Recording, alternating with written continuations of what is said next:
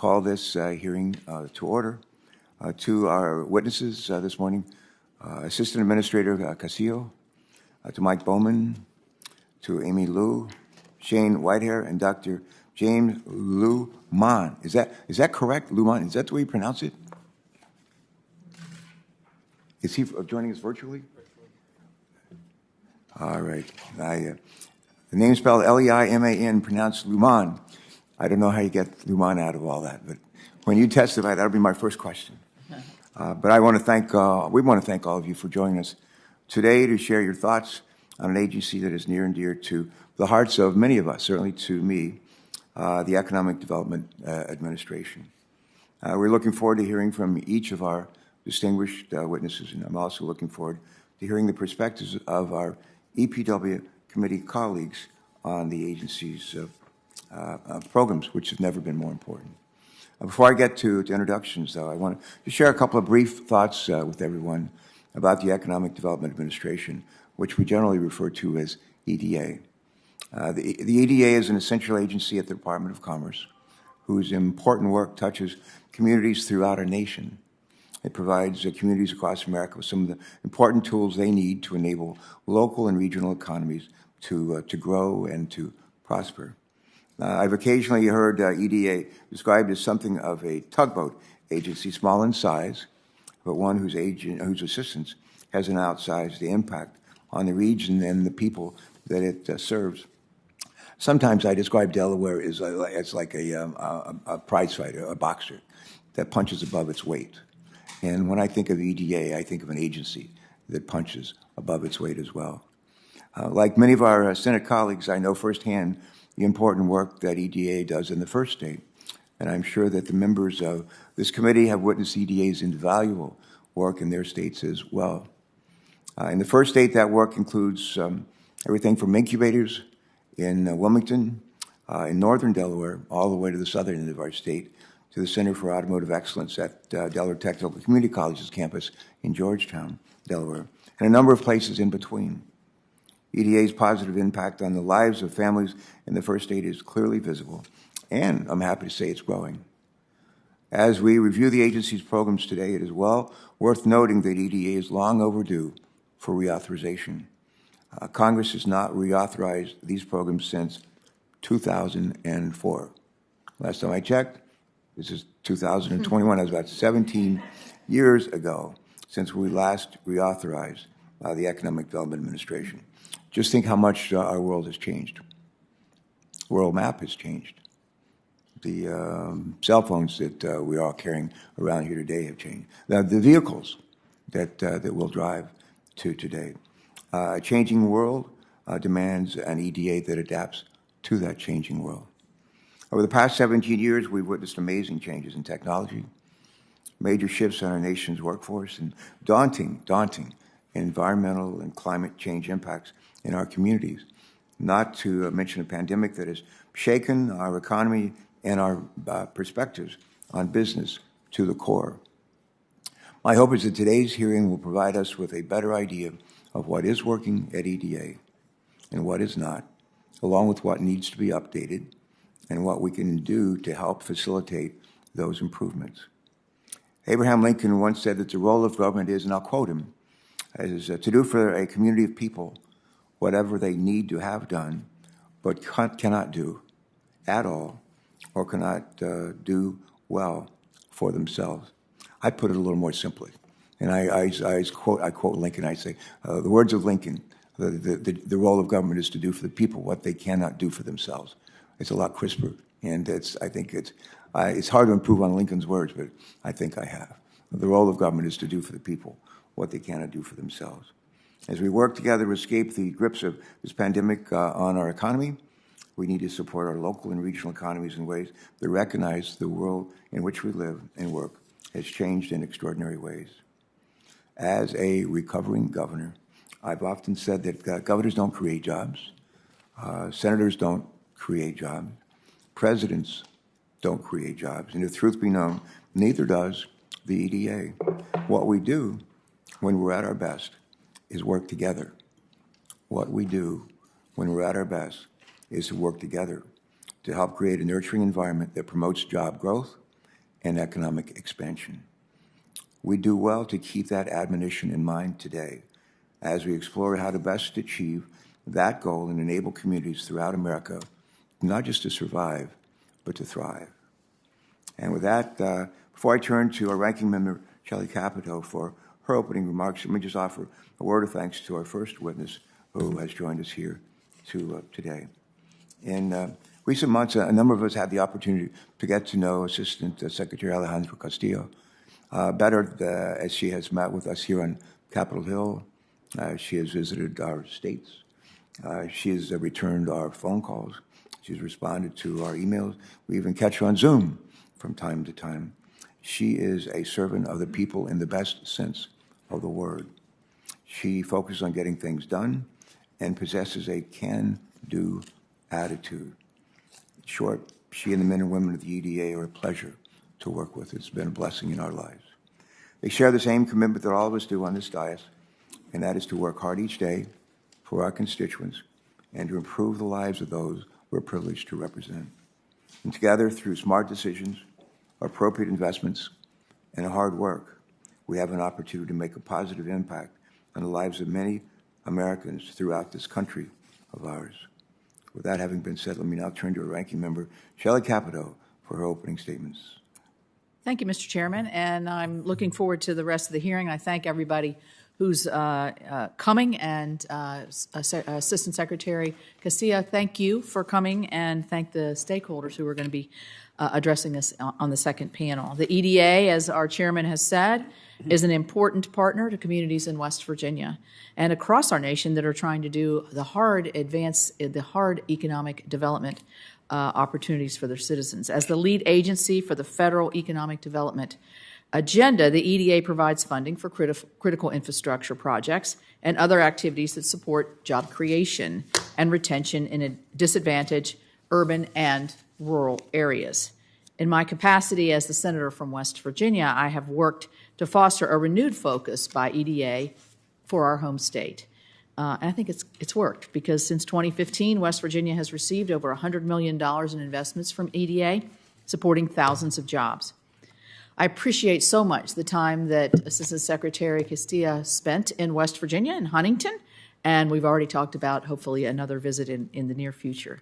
This hearing is very timely, given that EDA is in the process of considering applications for projects to use the more than $3 billion in supplemental appropriations it received through the American Rescue Plan Act. Taken together with the $1.5 billion that was provided in the CARES Act, EDA has received well over 10 times the annual funding typically appropriated to EDA, all within 1 year. That's a challenge. This is on top of the $1.2 billion total in supplemental appropriations provided for EDA for disaster recovery in 2018 and 2019. This committee will continue to exercise oversight of EDA's use of these and other funds, and I look forward to hearing about this during the hearing. Given the significant funding provided by Congress to EDA in recent years, it is concerning that the majority of the agency's programs are administered under expired authorizations, as the chairman said. We last authorized this in 2004. And last I checked, it's 2021, right? Congress has not updated EDA's priorities, informed by our constituents' needs and experiences with EDA, for over a decade, while EDA spends record amounts. Reauthorized legislation would enable this Congress to reassert direction over EDA funding decisions.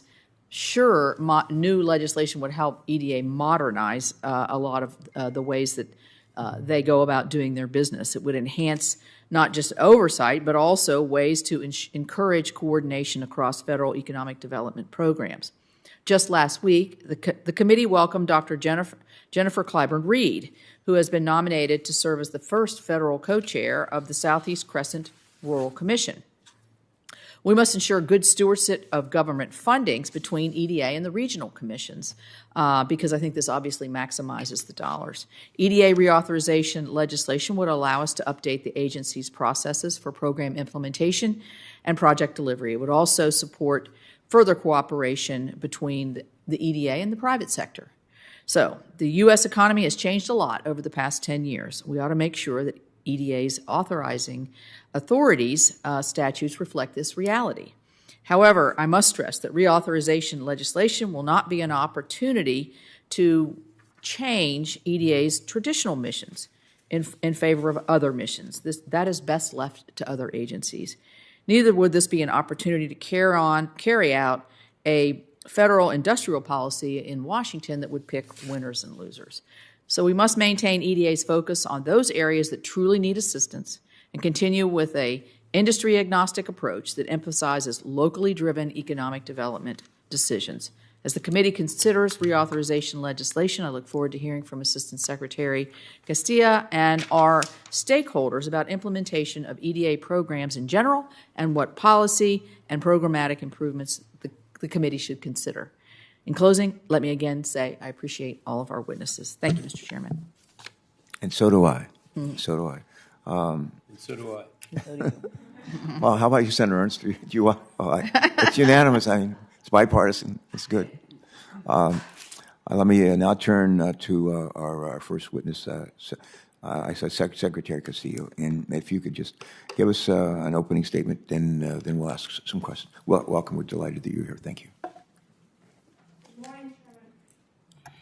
Good morning, Chairman Carper, Ranking Member Capito, and distinguished members of the committee. Thank you for this opportunity to testify on the importance of reauthorizing the U.S. Economic Development Administration.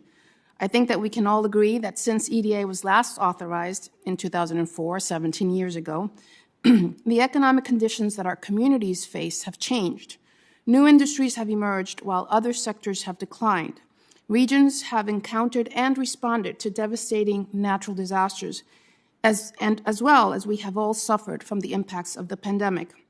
Meanwhile, EDA has grown significantly in size and budget, particularly over the past 4 years, to address these challenges.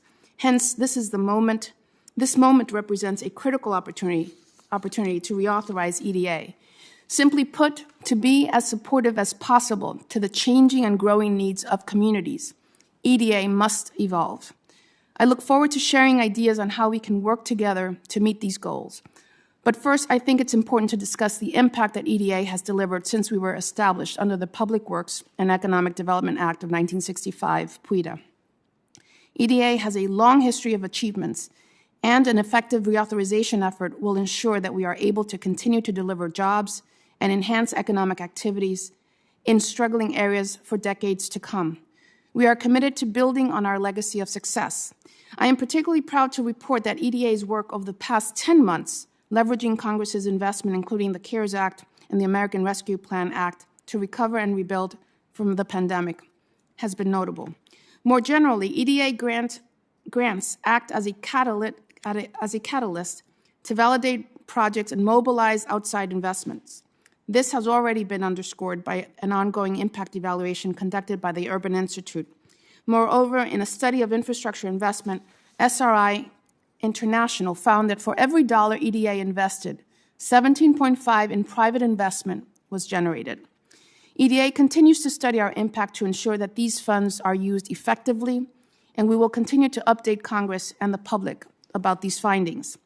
In the past few years, we have improved our business practices to be more responsive to our customers, launched new evaluation tools and economic models, and over the past 4 years, grown significantly. For context, our American Rescue Plan funding represents the largest economic development initiative for the Department of Commerce in decades, a once-in-a-lifetime chance to build back better. This growth in appropriation has resulted in rapid capacity building inside EDA. Using the temporary hiring authority received under the CARES Act, we hired 83 highly qualified staff members, and we are in the process of hiring another 77 staff members under the American Rescue Plan. These staff members have helped EDA review and obligate over $1.3 billion of the $1.5 billion CARES Act funding, and we are confident that they will allow us to also obligate CARES and ARP funding by the deadline. While EDA has been exceedingly successful in creatively in implementing its program, our rapid growth in recent years and the ever-shifting economic development landscape means we must reassess how we meet future challenges and support communities where they are in their development. We are committed to working with you to ensure that we meet our shared vision of better serving communities across the nation and increasing U.S. competitiveness globally through updates focused on modern infrastructure, resilience, and equity. I would now like to share some of our ideas on how we hope to reach these goals under a reauthorization EDA. First, infrastructure. EDA consistently supports communities in infrastructure development, but our statute is not built to support communities in developing the modern infrastructure they need to create and scale new industry sectors. For example, for EDA, broadband infrastructure is an intrinsically public-private undertaking, a format that is currently difficult for EDA to support. We look forward to working with you to maximize EDA's ability to deliver broadband. Next, resilience. EDA has increasingly been called to play a prominent role in disaster recovery. Our specialty in disaster situation is twofold. First, providing support through the economic recovery support function to assess the economic impact of a disaster and help areas plan long-term recovery. And secondly, providing support through disaster supplemental and regular program funding. This two-pronged approach helps localities and regions build back stronger. We look forward to working with you to further cement these programs and help develop more capacity and expertise within EDA and throughout communities to respond to the future disaster effectively and expeditiously. Next, equity. We are committed to ensuring that our funding is equitably distributed. While our mission in itself directs us to support our nation's neediest communities, we continue to look for the best ways to advance equity across America. We have identified two ways in which we can better serve underserved communities. First, updating EDA's traditional distress criteria, and secondly, providing greater pre-development services. New measures of distress and our understanding of the best way to gauge long-standing inequities continues to evolve. To that end, we are currently assessing new or updated measures of distress that would better enable us to target communities most in need. Additionally, we have long engaged in pre-development activities, including capacity building, planning, technical assistance, and training. These activities have shown their worth by helping communities understand their need and provide access to EDA or other federal funding. We propose to increase our focus on pre-development activities from idea to implementation to make sure all communities have the necessary tools to adapt, change, grow, and diversify their regional economies. To conclude, restoring economic prosperity to all parts of the nation and making critical investment for future growth is an important priority of the administration. We look forward to working with you to reauthorize EDA so that we are best positioned to leverage our strength in furtherance of this goal. Chairman Carper, Ranking Member Capito, members of the committee, thank you for your consistent engagement, and thank you again for the opportunity to address you today. Madam Secretary, thanks so much for that. We've been joined by Senator Bozeman, welcome, and John, and Senator Stabenow. Senator Stabenow chairs the Senate Ag Committee, and one of the issues that she's been pushing is regenerative agriculture. I don't know if that's something that y'all have given any time or attention to in EDA. I just want to bring it to your attention as we try to think of ways to reduce the threat of climate change, too much carbon in the air. One of the ideas to do that is to pull carbon out of the air, make sure that we get it into the soil, can enrich the soil, make it more fertile, more productive, keep farmers on their farms and continue to produce. Senator Sabanow's legislation, bipartisan legislation, passed the Senate, I think 92 to 8, something like that. And I want to plant a seed, if you will, to note that this can be part of the solution. I've focused for years now. How do we address climate change, global warming, and do it in a way that creates jobs and economic opportunity, including in agricultural areas? So I would just plant that seed. Is this something that y'all have given any thought at all about? Just go ahead. And Mr. Chairman, if I might just interject, my partner in that is sitting right across the dais, Senator Bozeman, who has been really critical in our bipartisan efforts moving forward, working with farmers and ranchers. So thanks. As we say at markups in the Finance Committee when we talk about tax policy and tax reform, guilty. That's an acronym if you've not heard of it. I don't think we want to talk about that. We don't want to talk about that. This is a good thing to be guilty of, John, so good for you. Is this something y'all have thought about at all? Any conversation about it? Regenerative agriculture and what role, if any, EDA can play in it? Yes. Yeah, your microphone. these are areas that we're always taking a look at because it's the type of future opportunities that communities can actually not only have support from EDA to invest in, but more importantly, to really plan towards where the jobs are, where the growth is. I will say, Senator, that I had a great conversation with the new administrator of the Rural Economic Development Administration, and really working together across the federal government is essential as we look at Good. these type of opportunities. That's great. I agree. There's a time not too long ago that a lot of people in this country were questioning whether or not climate change is for real. And I think given the wildfires we've seen on the West Coast, sea level rise on the East Coast, I'm told that in Louisiana they lose about a size of land the size of a football field, I want to say about every minute. And it's been going that way for quite a while. We have in Iowa, Joni Ernst just was with us for a little bit, but in Iowa they had hurricane force winds last year, blew down about half the crops in that state. So the stuff is real. The question is, how do we address the root causes of that in ways to create economic opportunity? I was born in West Virginia. I mentioned to you earlier that my neighbors, our neighbors, as little kids, were coal miners. My dad was a coal miner coming out of high school. The economy in West Virginia is very sad these days. And I was with Senator Capito, and she and Senator Manchin and others trying to address that. But there's a great deal of work that needs to be done. We grew up in Danville, Virginia, and textile country, tobacco country, and it's a place that's very sad now in terms of their economy. And as we move and to address climate change, and there's a bunch of us, about 15, I think, of us, and the Senate are going to go to Glasgow. In about 48 hours, climb on a plane, go to Glasgow, and meet with people from about maybe 100 other countries. And the idea that we're going to look at is, how do we address climate change? How do we do it in ways to create economic opportunity and jobs? Would you just talk about EDA's role in that, particularly in states like West Virginia or places like southwestern Virginia, as where the world has changed and they need help, please? Senator, I will say that one of the philosophies of EDA is that there is no one size fits all. We actually are working very closely, bottoms up, with communities to make sure that we are responsive to their needs, but also making available the type of tools that they need to be able to plan for their own future. With regards to coal communities, as you may know, Senator Capito in particular, the American Rescue Plan has designated $300 million to work very closely with coal communities. And those are the type of not only programs, but also efforts that we're very much working hand in hand with individuals across states.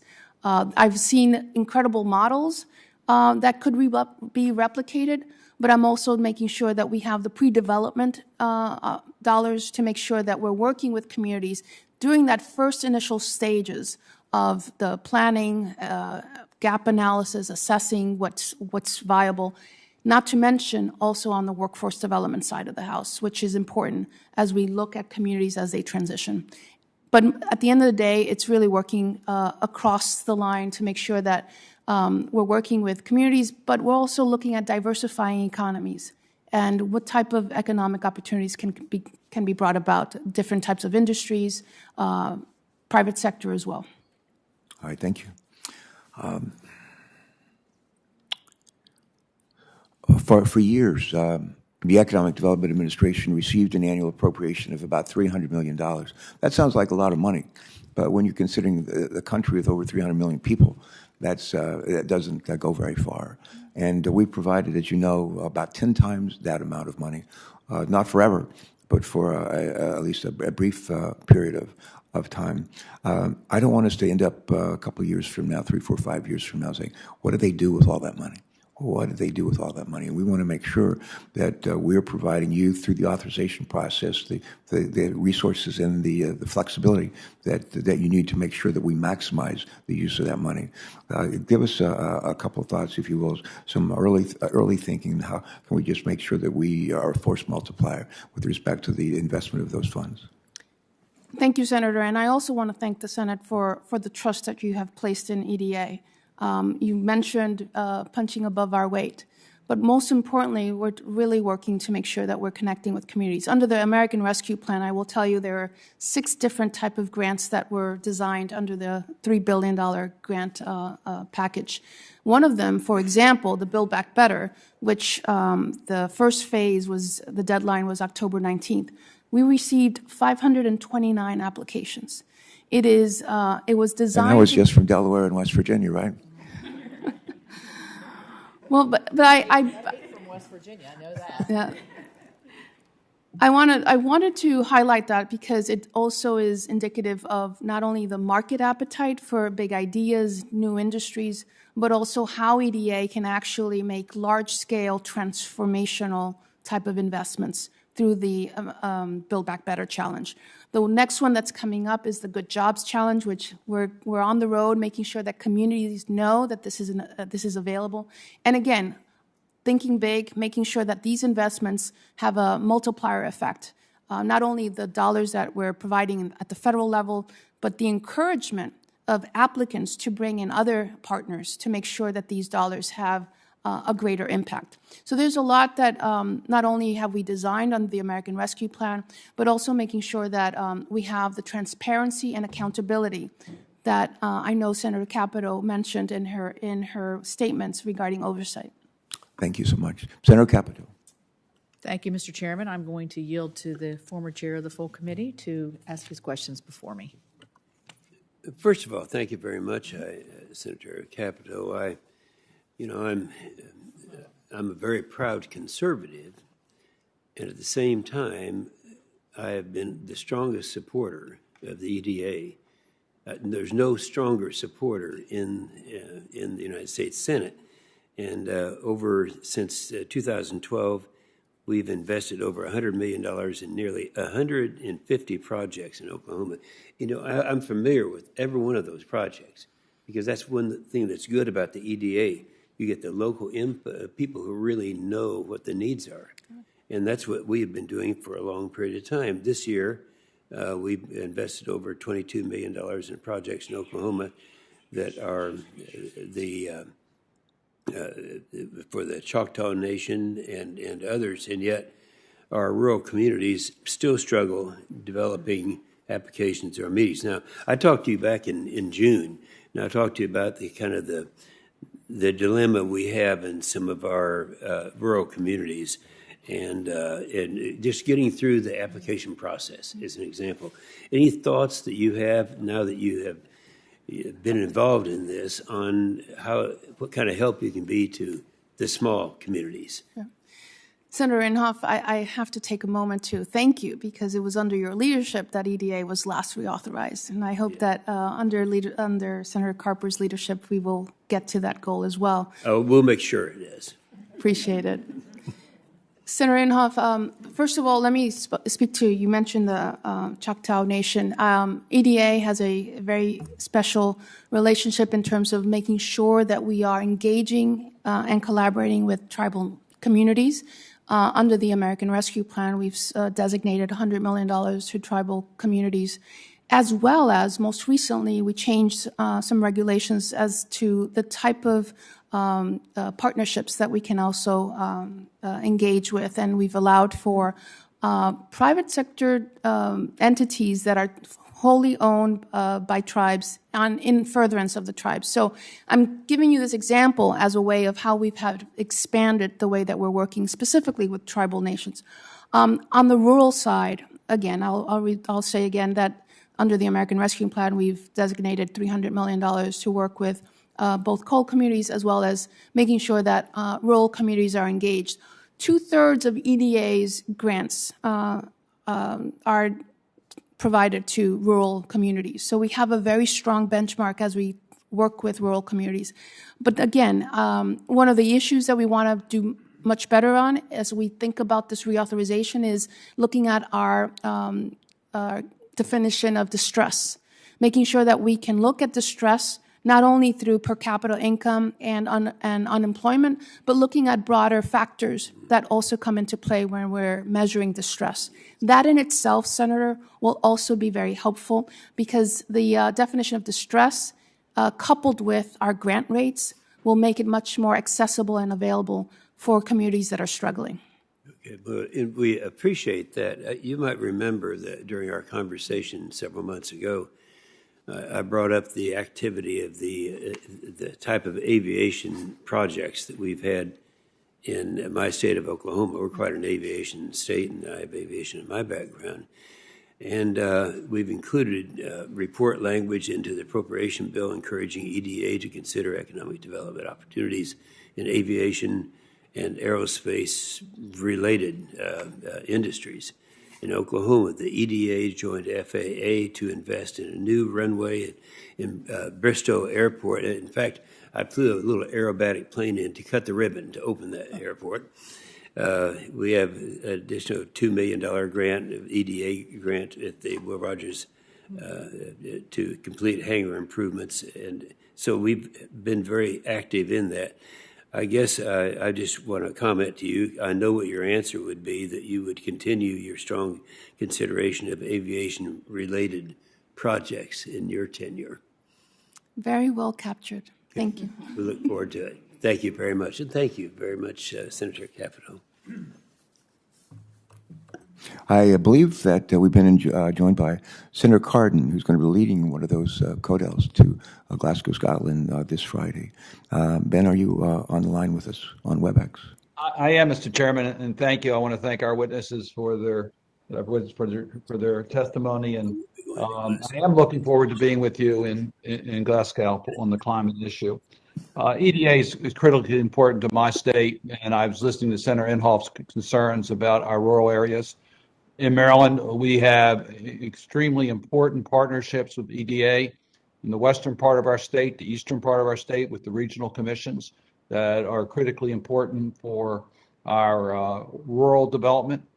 But it's equally important in regards to our urban centers. And I just really would like to ask a question in regards to that. I know that we have requests for partnerships with EDA in our urban centers that have real challenges in economic development. The traditional thought that the urban centers are wealthy opportunities may have been true at one point, but that's certainly not true today, with many trapped communities having challenges for economic development and need the help of EDA. So let me just ask the question on balance. Yes, I want to make sure our rural areas are covered, but we also need to be more innovative in the partnerships of EDA in our urban centers. Comments on that? Senator, thank you for the question. I will say that, again, we are meeting communities where they're at, whether they're rural or urban. We recognize that challenges as the economic landscape changes are very real. And again, as we think about reauthorizing EDA, I want to make sure that I underscore the point that even looking at how we measure distress is going to be very important. The other thing I will say that as we look at our investment priorities, which are 7, and equity is at the top of that investment priority list, is making sure that we're meeting communities of color in urban areas and where in other areas as well. And recognizing that this pandemic has had such a disproportionate impact, specifically on women and people of color, in terms of the job losses, the type of industries that were overrepresented, whether it's a service industry. So you're absolutely right, Senator, in terms of making sure that we're paying attention across the country, every corner, whether it's rural, suburban, rural, and urban. So you have my commitment that we will continue to work with you, and we hope that as we continue to talk about the reauthorization of EDA, that we can continue to work very closely with your staff as we look at the urban areas. Thank you for that reply. I can give you one specific example. The beautiful city of Annapolis, Maryland, our historic capital, which I had the privilege of working out from 20 years in the state legislature. Great city.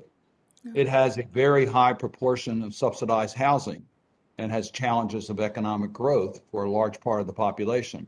It's also extremely vulnerable to climate change, as we just saw during this past weekend with floods in Annapolis itself. So it's a community that very much, I think, can benefit from the EDA grant partnerships. in dealing with its economic challenges. Let me move on to a second subject, if I might, and that is how you see EDA moving forward in workforce development. Hagerstown Community College is looking to provide facilities that need to provide more workforce development programs at one convenient location, looking at trying to consolidate a lot of its current activities. How do you see prioritizing workforce development, knowing that that is a critical shortage that we have today in getting qualified workers in particularly the geographical areas for EDA? Senator, thank you for the comment as well as the question. If I may just go back to the comment with regards to Annapolis. As you know, EDA does great investments in brick and mortar. And one of the things, the areas that we're looking very closely is how do we build resilient infrastructure, as well as looking at coastal communities and the impact of natural disasters and as you mentioned, as flood and the likes. So I just wanted to underscore the fact that we're working very closely with communities as they face changes in climate, as well as changes in economic opportunities. With regards to workforce, both economic development and workforce development go hand in hand. We know that right now, the pandemic, we saw a lot of loss in jobs. As I mentioned before, women and communities of color were impacted. We are also seeing employers who are having a difficult time finding skilled workers. Secretary Raimondo believes very strongly, and I support her vision, that EDA, as well as the Department of Commerce, has a role to play in filling this gap.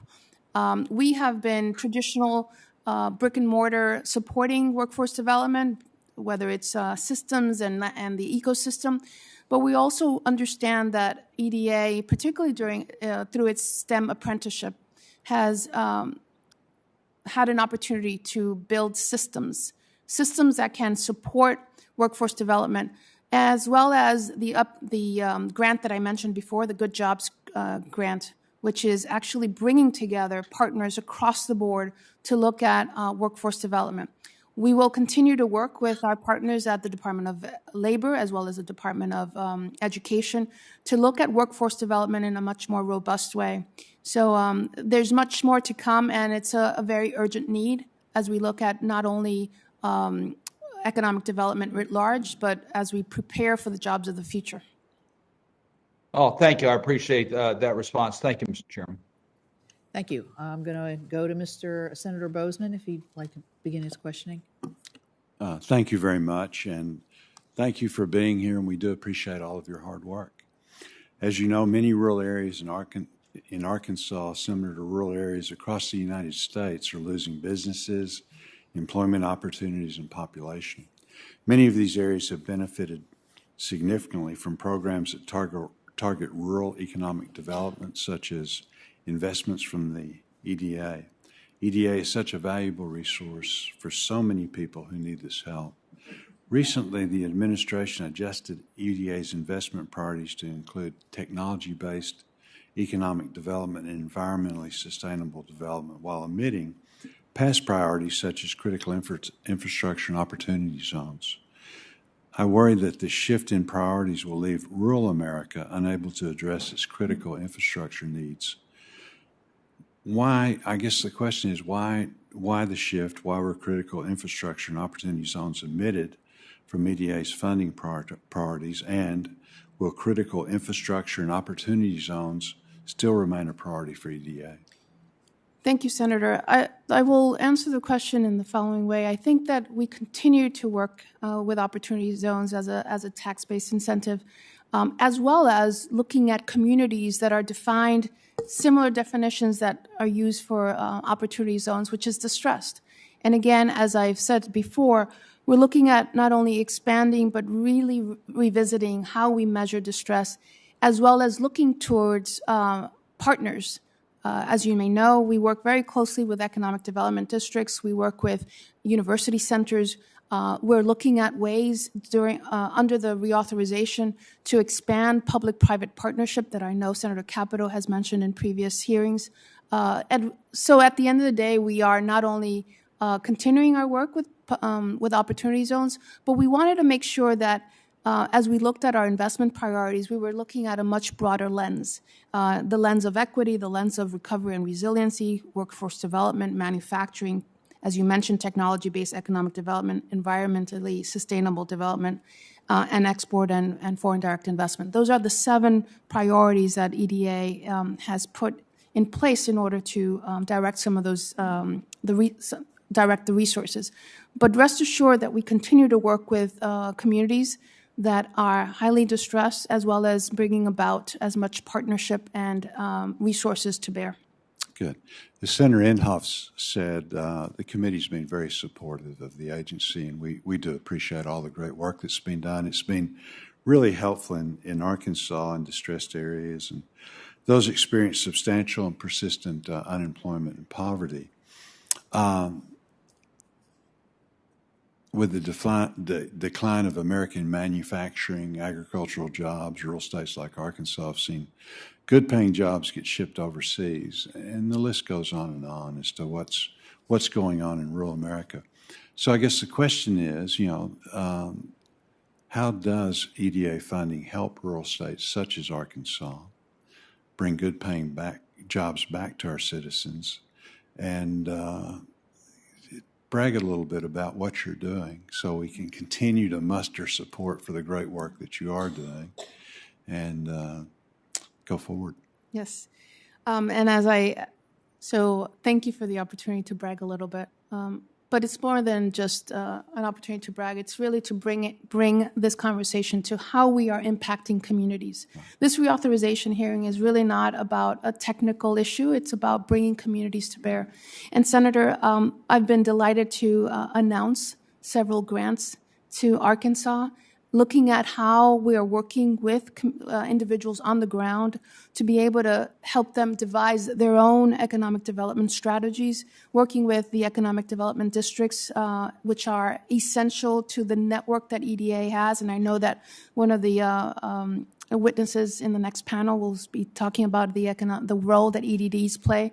But we work across the federal government, making sure that not only are we pulling in EDA's resources, but we're also working very closely, for example, with HUD or labor, looking at what's happening with energy, making sure that EDA can be that pivotal place that pulls in as much resources and planning as possible. Because again, what we don't want to see is one-offs. We want to see more systemic, more of the multiplier effect of how our funding can actually impact. With regards to manufacturing, as I mentioned before, it is one of our 7 investment priorities, making sure that we're bringing in companies into communities that can create those good-paying jobs that you referenced, but also making sure that the infrastructure to sustain those jobs are there, both physical infrastructure as well as the talent-based infrastructure. Very good. Thank you very much. Appreciate it. Thank you, Senator Stabenow. Thank you very much, Madam Chair, and welcome, Secretary Castillo. I think it's fair to say we have strong bipartisan support for what the EDA does and what you represent in terms of community partnerships, community, state, federal, as well as working public and private sector. So thank you for all the great work that the agency is doing. I'm also laser focused on tackling the climate crisis, which is already threatening our way of life and our economy in Michigan as well as across the country. And that's why I've championed a number of different pieces of legislation, whether it's electric vehicles or clean energy manufacturing or in agriculture and forestry, for folks to continue to do what they do best to help with the solutions. And the good news is we can invest in a cleaner future while also growing the economy. We know that, and creating good-paying jobs. And we're poised in Michigan to really lead in clean energy jobs, but we have to have the workers with the skills to do that. And I know you've already begun to speak about that, and you say in your testimony about how reauthorization can position the EDA to help create a more sustainable energy sector that doesn't leave workers behind. This is absolutely critical. And so as we turn to reauthorization, how can we ensure that EDA resources are leveraged appropriately to provide workers the skills necessary to participate in the clean energy economy? And how can we ensure that the workforce development funding from EDA and other agencies really achieves the best outcomes for working people? Thank you, Senator, for the question, and thank you for the focus on reauthorization. Two things that I would like to just comment on. First, I was recently in Michigan and Detroit looking at some incredible technology and innovations in the mobility space. Very exciting things that are happening to unleash new industries that will create those high-paying jobs. But to your point on workforce development, we definitely need to make sure that we're creating systems and programs that are helping workers upskill. EDA has a role to play in that space. We're looking at workforce development to make sure that we're building systems that can be best leveraged as new industries are coming about, as well as having the opportunity to work with the Department of Labor and Department of Education. This is an entire spectrum of programs that need to be working synergistically. I think that EDA has a role to play in collaboration with others, and as well as making sure that the funding is available. I mentioned before the STEM apprenticeship, which was a $2 million effort, but also what's coming down the pike with the Good Jobs Challenge, which is a $500,000 grant. As I referenced before, the American Rescue Plan has 6 different grants. The first one was the Build Back Better Challenge, and we had an incredible response rate on that. We are expecting equally that under the Good Jobs Challenge, we are going to have some amazing ideas, and I'm hopeful that from the state of Michigan, we're going to have some very strong applications as well. But I will underscore that this is a priority for Secretary Raimondo and something that EDA very much wants to continue to support. Thank you very much. You will have strong applications for Michigan, so I'm sure as well as across the country. And then finally, let me just ask, another piece of this relates to the supply chain resiliency. We've seen what has happened in a global economy in the middle of a pandemic, and the economy is shut down, and certainly in manufacturing where it's just-in-time supply chains, and all of a sudden those materials aren't available, parts aren't available, or maybe they're all coming, as in the case of manufacturing semiconducting chips, majority coming from one company in Taiwan, which now we aren't able to receive those or weren't able to. So you mentioned EDA's role in improving supply chain resiliency, and there's no question we need a whole-of-government approach to resolving what's happening, and that one of the best ways, and good news for us, is to bolster domestic manufacturing. So we're making things here, and we're focused on that already. Our efforts with the U.S. Innovation and Competition Act, something, again, I was laser focused on the manufacturing chips, making sure we have dollars to be able to do that manufacturing, that innovation here in the United States, as well as stronger Buy America provisions of mine, which I'm really glad we're in there. But can you talk more specifically about how reauthorization could position EDA to complement our recent initiatives to address supply chain disruptions and bolster American manufacturing? And thank you for the question, Senator. EDA plays a role in supporting the supply chain, specifically on the physical infrastructure that connects the nodes of distribution. As a matter of fact, I know that Senator Duckworth is not here, but we just announced a grant in Chicago to make sure that we supported a road that connected a distribution network. There are many ways that EDA can help strengthen the supply chain environment. And one of those is continuing to do our investments in infrastructure, but also making sure that we're working with not only employers, but also the workforce, and making sure that, as you mentioned, we can bring back more manufacturing to the U.S. Our goal is to strengthen the U.S. global competitiveness. And all of this is tied together. So definitely EDA continues to have a role in this effort. Thank you. Thank you, Madam Chair. Thank you. Thank you. I wanted to begin my questions with a comment that you made in your opening statement about some of the difficulties with deploying broadband and being able to partner with private entities. And I would point out that I have a bill with Senators Cardin and Graham. We call it the e-bridge effort. And the good news, this will, I think, address some of those issues.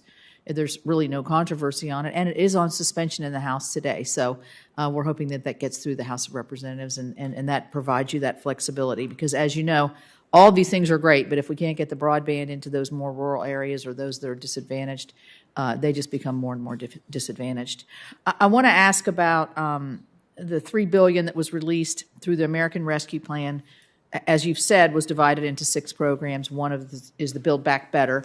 You said had 529 applications? 529, correct. Yeah. I know 10 of them are really good because they're from the state of West Virginia. And maybe we'll give Mr. Whitehair a chance to talk about his. But you're taking a regional approach there, which is different than the way the 1.5 was distributed in the CARES Act. And I guess I'm wondering, why did you decide to deviate from a traditional approach and go more regional for these Build Back Better? And also, what is the timeline to have those? I know they're in phase 1 now, and you just got those applications, but when do you anticipate those decisions being made? Because obviously it's going to be very competitive. Because you're only going to grant, it says 50 to 60.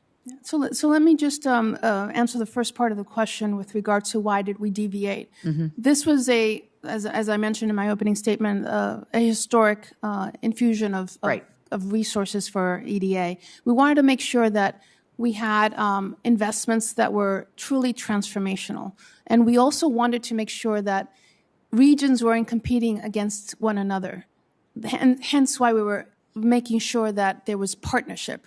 I usually say that the secret sauce of this grant was really bring as many partners to the table so that our investments from the federal government could be supplemented in many ways with private sector investment, the technical skills, the talent, and make the programs work in a grander scale. As I referenced earlier, the one-offs is not what's going to create the type of economic development that we need. And it's been interesting, Senator, to see just not only the appetite, the response, and the excitement for regional economic development. Going back to reauthorization, this is the evolution of EDA, not just localities, but looking at truly regional economic development, collaboration, and partnership.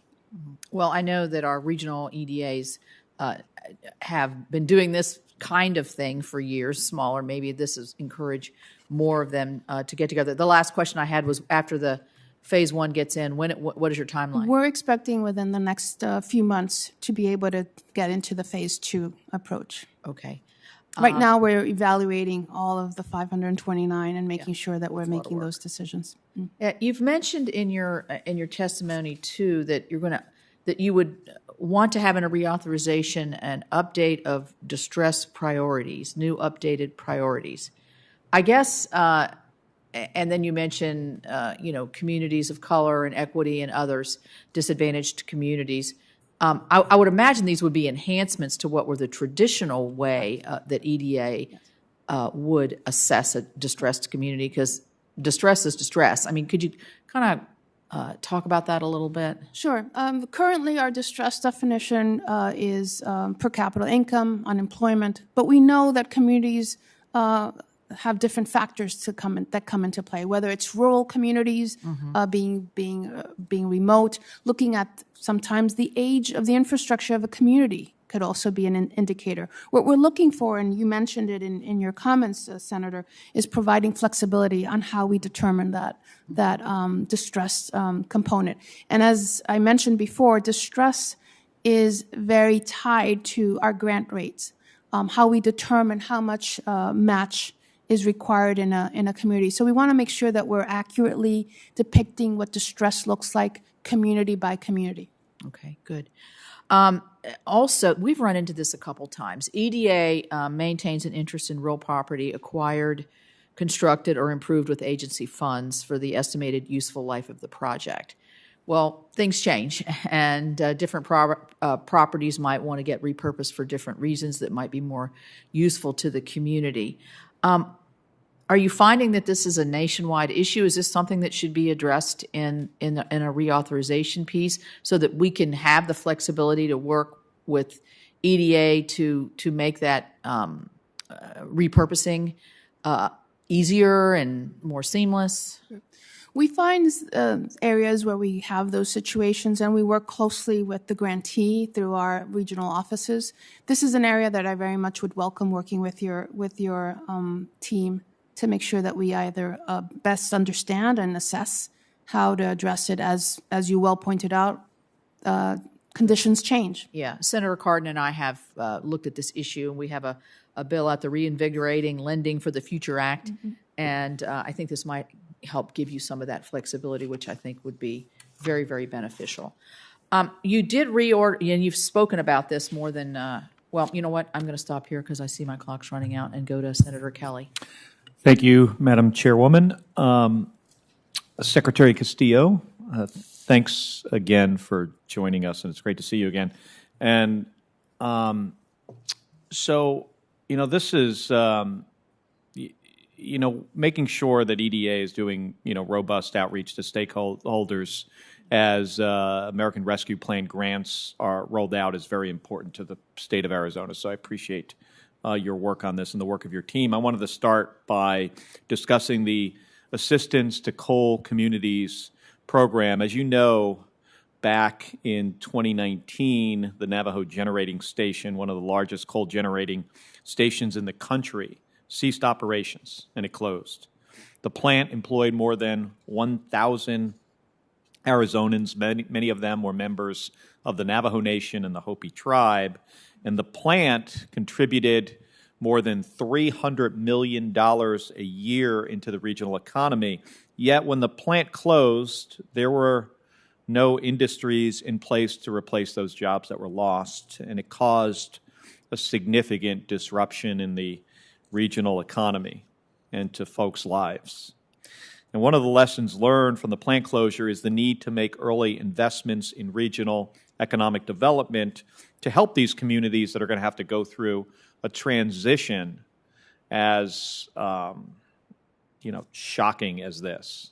I mean, it was a challenging time for so many members of the community in northern Arizona. So we currently in Arizona have several other communities that are preparing for such transitions, and I'm hopeful that as part of the EDA reauthorization process, we can ensure that the Assistance to Coal Communities program is prepared to meet the modern-day needs of energy transition in communities,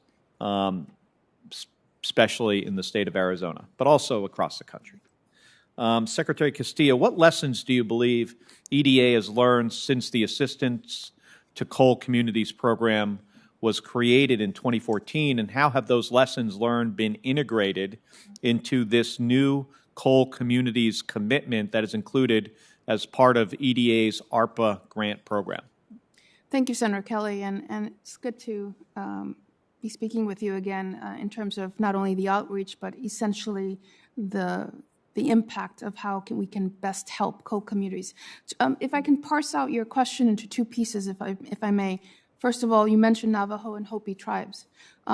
EDA has designated $100 million to work with indigenous communities. We actually have hired a tribal community coordinator to make sure that we are reaching communities, Native American communities.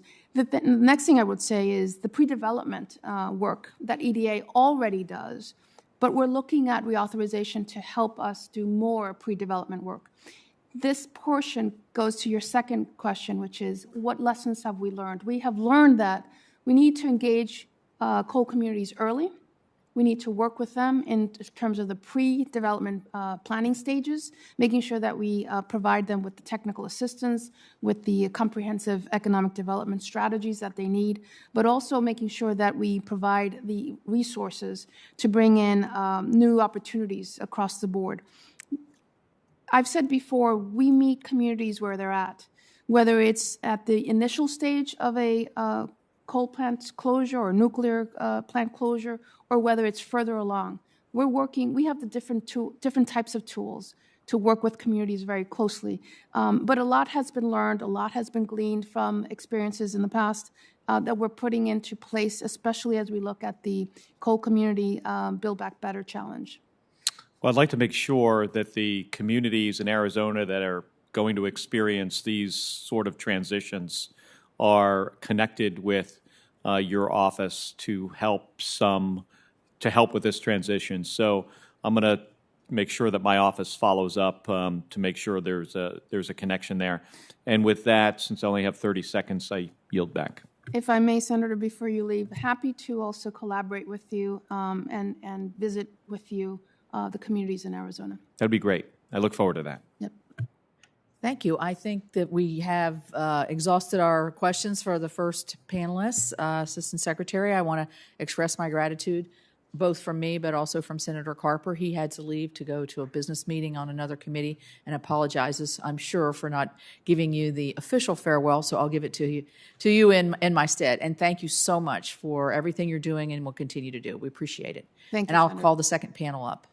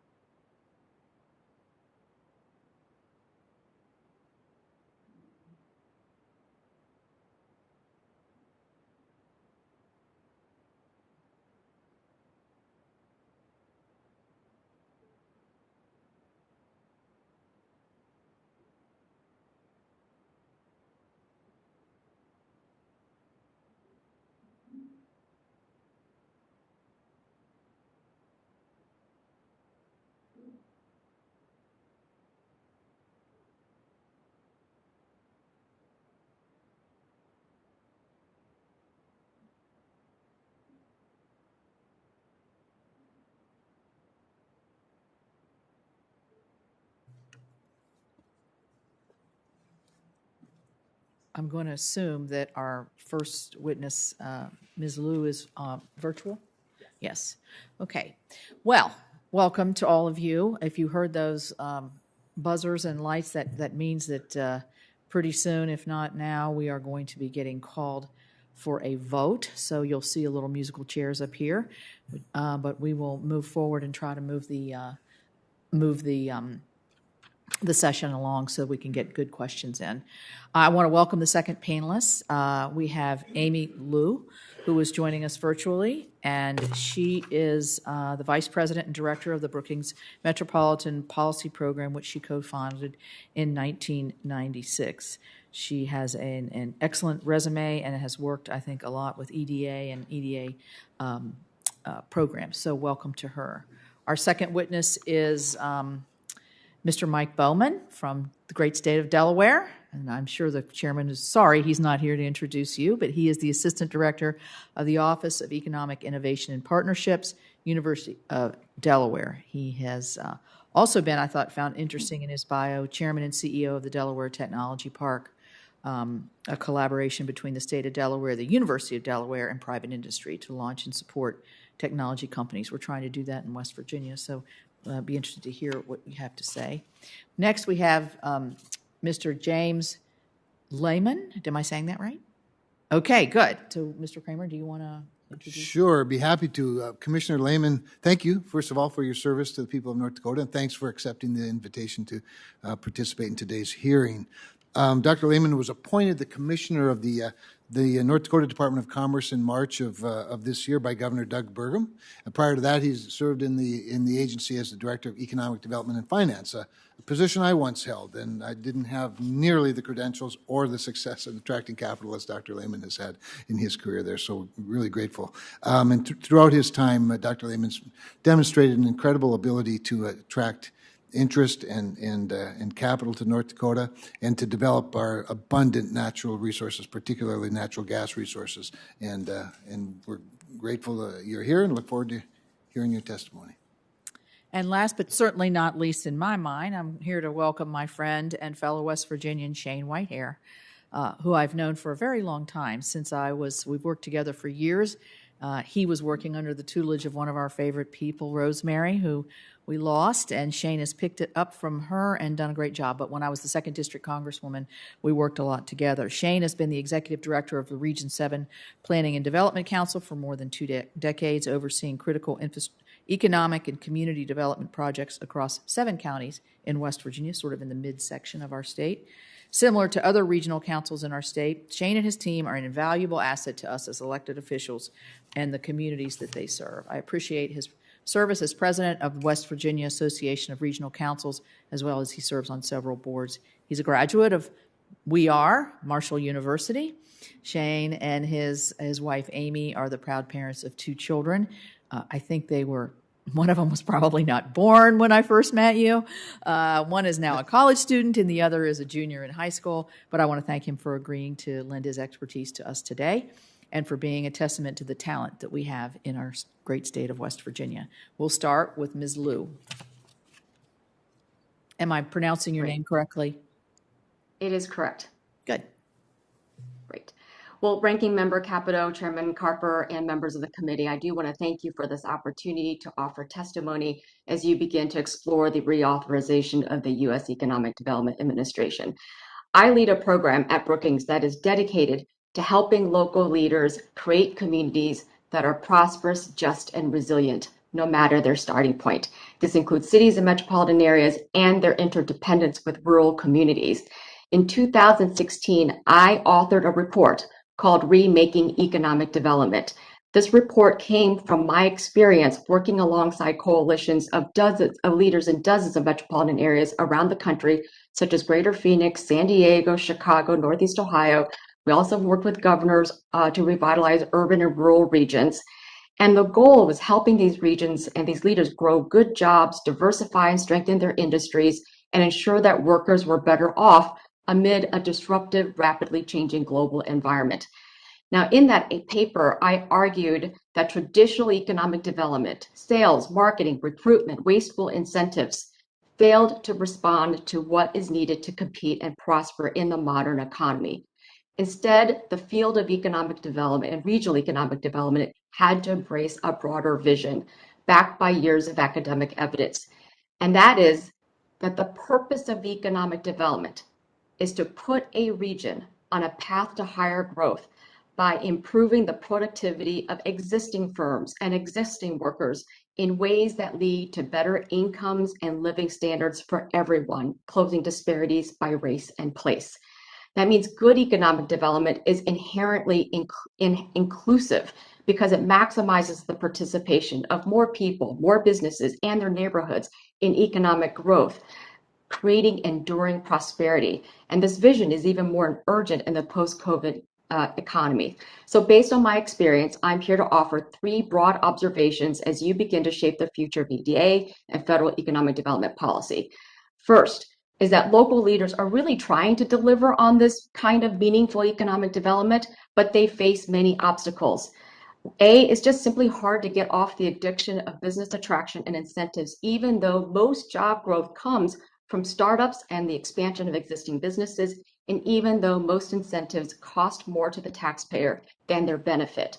Leaders are, as they try to pivot away from business attraction, they struggle to acquire the staff, the skills, and the overall resources to take on new and more complex roles, such as coordinating on talent development, scaling up small and mid-sized companies, ensuring there's childcare and transportation access for workers, or helping local businesses promote diversity, equity, inclusion. Leaders also lack the civic capacity to bring together multiple stakeholders across multiple jurisdictions around some common objectives. In fact, one leader actually told me that, quote, regional collaboration has never been more important, but it's also never been harder. And leaders still confront traditional performance metrics that reward outdated behavior. For example, the number of jobs created through deals in the pipeline, it does often overshadow other important outcomes and strategies, whether the jobs created are good, whether worker incomes are growing, whether there are enough skilled workers or STEM graduates to meet employer demand. So the bottom line here is if U.S. metro and rural regions struggle to adapt, then the EDA interventions and investments won't likely take root and drive intended outcomes. Second observation is that the federal government can reward good regional economic development, yet to do that, EDA itself must modernize. Briefly, here are 5 recommendations. EDA must be a true partner, not just a grant maker. For an agency that is supposed to support bottom-up solutions, it remains perceived as a top-down grants administrator. It needs seasoned economic development professionals, particularly in the regional offices, who can engage meaningfully with local leaders. 2, EDA must adopt and embed the broader vision of economic development across its programs, regional offices, performance metrics, its SEDS process. The ad hoc experiments via appropriations or the executive actions must give way to deeper institutionalized capacity and changes in the agency. 3, EDA ought to codify programs that work, like the $1 billion Build Back Regional Challenge Grant. And I recognize the program is new, yet the design is really promising. The funding is properly scaled to match the size of the ambition. It rewards multi-sector collaboration to deliver multi-pronged strategies. It articulates outcomes that matter, such as long-run industry competitiveness, racial and economic equity, bridging urban and rural linkages. 4, EDA should lead federal interagency coordination of regional economic growth to match the integrated approaches in communities. And 5, EDA should prioritize local capacity building, such as quality technical assistance and pre-development assistance funds to help local institutions meet this mandate. Now, let me close with the third observation, which you all have said on this panel today, which is that EDA matters. In today's winner-take-most economy, with too many communities falling behind, top-down, one-size-fits-all macro policies are simply insufficient. The U.S. needs bottom-up, place-based, comprehensive economic development that is responsive to the unique conditions of each region so that every community has a shot at economic success and opportunity. EDA is the sole federal agency with that mission, and that is the opportunity with this reauthorization. Thank you.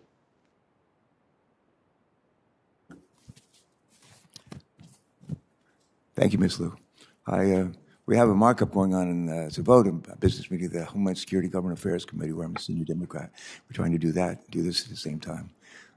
This is the day I wish we could do cloning. I wish it was legal and we could actually get away with that, but we can't. So I'm going to turn to a guy who is in Delaware, who is several places at the same time and does a great job at all those, Michael Bowman.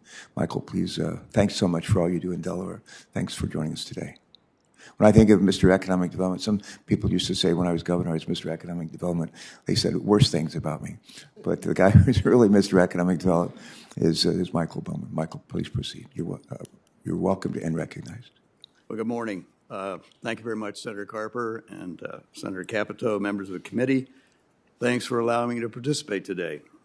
So I'm Mike Bowman. I'm the Associate Director of Economic Innovation Partnerships at the University of Delaware.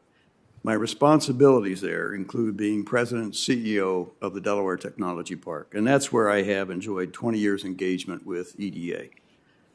My remarks, I'm going to begin with a metaphor. The Greek mathematician and physicist Archimedes, he defined the principle of the lever. He said, give me a place to stand and I'll move the earth. Well, EDA is the lever for economic development across the United States. EDA's grant challenge programs are a lever to grow clusters of innovation and economic impact. Generally, EDA programs are one of two kinds. One is dedicated to capital for infrastructure improvement or expansion. The second is focused on fostering early-stage innovation. In Delaware, we have experienced the benefits of both, and I'll use some examples. So Delaware Technology Park transformed high bay space in a former Chrysler assembly plant building into a laboratory incubator for startups in life sciences and advanced materials. And in just 5 years, 20 companies started, shared common areas, and took advantage of access to the university's assets, and they've created 200 new jobs. In fact, they've raised nearly $1 billion of venture capital funding. In addition, the incubator offers an experiential student program called Spin-In. They are teams of UD students. They work with small companies requesting help on a business project. New products have been created, new markets uncovered, and the students are often hired after graduation. As incubated small companies grow, they need to go to larger space in the community. And what this does is it frees up the incubated space for new accepted startups. Well, an EDA infrastructure grant helped modify space in a DuPont corporate lab building for multi-tenant growth of innovation companies. A few companies there have already begun plans for their own building as their next expansion steps. EDA support has been crucial to Delaware's economy and successfully replicated across the country. With EDA's recent increased funding capability, numerous community outcomes should be expected across the country, but they'll vary depending on local resource capacity, the existing and growth potential of the current industrial base, and the leadership to execute and sustain. Many successful urban clusters already exist that benefited from EDA support, such as University City and Philadelphia. Rural clusters are important for cutting-edge technology transforming agriculture. Now is an important time for the U.S. to act boldly to be sure we excel. It's worrisome that China greatly exceeds U.S. technology funding and recently passed us in annual patents. So in closing, I'd like to make 3 observations with suggestions for consideration to enhance EDA and their role in the economy. The first is the model that's shown to produce the greatest sustainable results requires a commitment by a state or local government, a credible academic institution, and private sector participation. EDA's newest challenge grant competition embodies that model, but there are some potential barriers to full participation. Some rural areas may not have an academic partner or access to sufficient broadband to be effective. Another major constraint in many regions is the required 50% cost match. For many promising applicants, 50% is a non-starter. Second, EDA should use its role for better collaboration with other federal agencies engaged in economic development. Many federal agencies have valuable complementary innovation programs, and they can be linked. And third and finally, the application process and subsequent managing process for winners, frankly, is very challenging. The concern is HBCUs in some rural areas will have serious difficulty, and they may not even try to apply. So there are some systemic issues that could be improved. In conclusion, I believe EDA reauthorization with enhancements can help the U.S. get on a better track to global competitiveness. And thank you for allowing me to comment today. Michael, thank you so much. And again, thank you for all that you do for your presence today. I look at your name and I say L-E-I-M-A-N. It should be Layman or Lyman, but it's not, is it? It isn't, Senator Carper. It's James Lamont. Lamont? Yes. Oh, it's like French. Lamont. It is, actually. Very southern French, but it is. Bienvenue. Please proceed. Thank you. Well, good morning, Chairman Carper, Senator Kramer. Thank you for having me, and members of the Environment and Public Works Committee. For the record, I'm James Lamont, Commerce Commissioner for the great state of North Dakota. I'm here to testify on behalf of the state as well as rural communities with respect to the reauthorization of the Economic Development Administration. In the aggregate, our experience has been very positive, but like the previous 2 speakers, there are several areas where we believe the agency can be more effective as well as its programming. A little bit about North Dakota. Just 3 years ago, the Department of Commerce had slightly over $1 billion of projects in the pipeline. Today, as I sit here, we have in excess of $25 billion in economic development projects in the pipeline. So to put it in perspective, when compared against our gross state product or gross domestic product, literally 50% of our economy we have today in capital expenditures or CapEx opportunities. I don't believe there are many states in the country that have that type of ratio. We believe this is due to a vision that takes the second largest hydrocarbon producer in the United States into the nation's first carbon neutral state by 2030. This will be led through innovation and not regulation, but is augmented through agricultural technology development, the energy transformation that I cited with respect to clean fuels development, unmanned aircrafts development, as well as a large manufacturing base that we intend to grow, especially around clean fuels. We believe that partnering with industry and smart government programs has led to this success, and we want to see it continue and hopefully be the vanguard for rural America with respect to growth and opportunities. With respect to the EDA, I just want to kind of highlight some successes we've had because it's a great agency, a lot of great programs, but again, I'll talk about some of the solutions we're proposing. We recently received $2.7 million in dedicated tourism funding, $1 million for community planning efforts. City of Grand Forks received $1.1 million, and in that $1.1 million, their first tenant, Foreign Innovation Center, also known as Air Autonomy, recently outcompeted dozens of global companies in international unmanned systems for $1 million prize. Millions of dollars in funding for UAS planning. We will be the first state in the United States to have unmanned systems capability, and we'd like to thank the Federal Aviation Administration for being proactive and responsive to our needs. We're commercializing a number of sophisticated technologies as a result.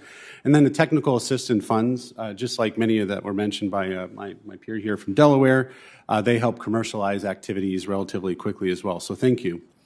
Albeit small for a small state, these grants do make a big difference. However, as you consider reauthorization, we would like to request a few adjustments.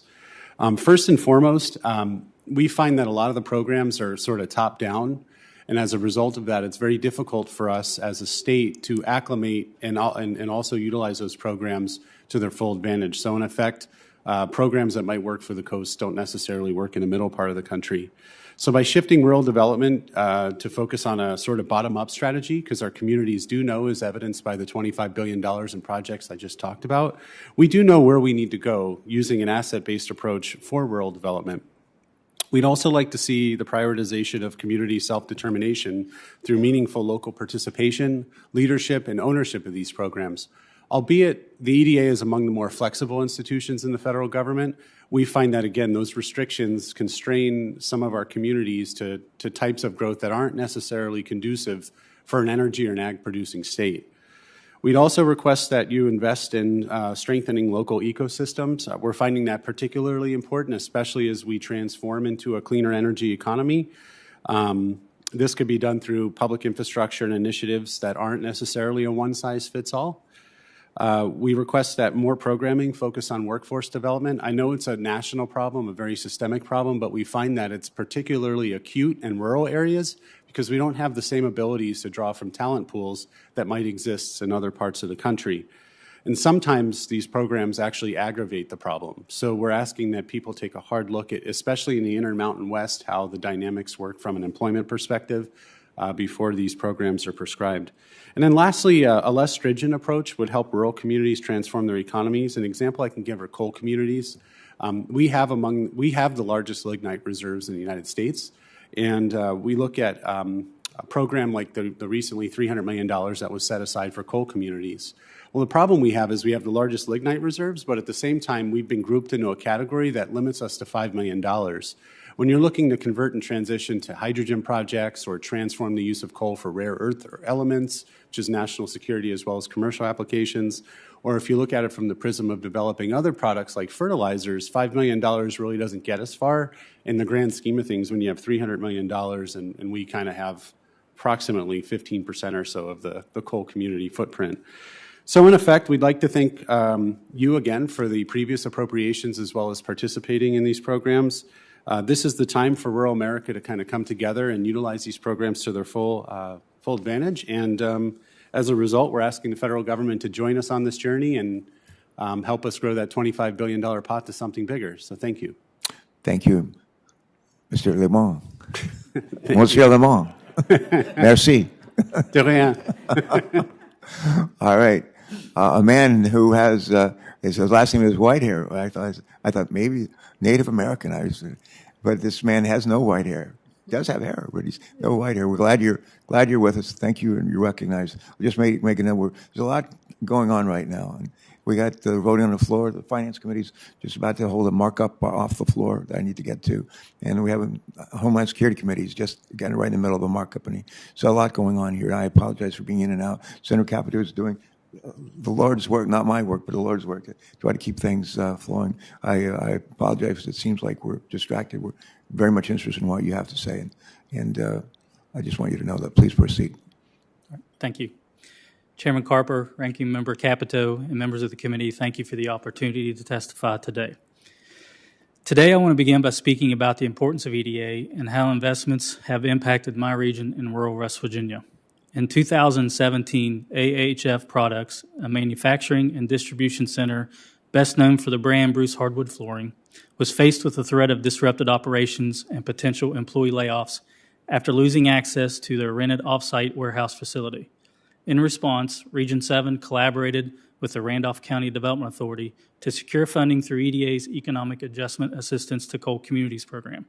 EDA's subsequent investment supported a major expansion of AHF's existing manufacturing facility, warehouse, and distribution center. Today, the plant employs more than 600 people and is a major driver of the regional economy. EDA's investment prevented the loss of existing jobs, created new jobs, and continues to leverage private investment into the region. As you can imagine, the impact of such an investment in a rural community with a population of less than 700 people is transformative. In nearby Parsons, West Virginia, severe flooding damaged the area where several businesses were operating, including Kingsford Manufacturing Company. If you don't immediately recognize the name, Kingsford is a bedrock of the American pastime of backyard barbecues. It is the largest producer of charcoal briquettes in the Northeast, and they have been operating in Parsons since 1958.